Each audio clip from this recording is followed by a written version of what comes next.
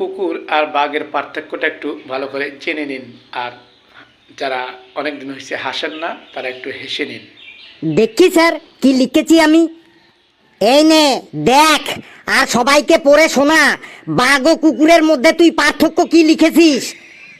বাঘ আর কুকুরের মধ্যে পার্থক্য হলো, বাঘ লিখতে দুটো অক্ষর লাগে, বয়াকার ঘ বাঘ, আর কুকুর লিখতে তিনটে অক্ষর লাগে, কয়সু কয়সু র কুকুর।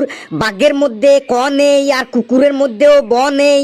বাঘকে পোষ মানাতে হলে ডেলি মাংস দিতে হয়, আর কুকুরকে পোষ মানাতে হলে মুখে একটু করে সামনে একটা বিস্কুট দিলেই হলো, সাথে সাথে কুকুরটি পোষ মেনে যায়। বাঘের লেজ সোজা থাকে কিন্তু কুকুরের লেজ সব সময় বাঁকা থাকে। কোনো মানুষকে যদি বাঘ বলে ডাকা হয় তাহলে সে খুব আনন্দ পায়, কিন্তু কোনো মানুষকে যদি কুকুর বলে ডাকা হয় তাহলে সে রেগে গিয়ে একদম তেড়ে গিয়ে মারতে আসে। তারপরে রাস্তাঘাটে বেরোলে আমরা গাড়ির নিচে চাপা খাওয়া কুকুরের ডেড বডি দেখতে পাই, কিন্তু রাস্তাঘাটে কখনো বাঘের ডেড বডি দেখতে পাই না।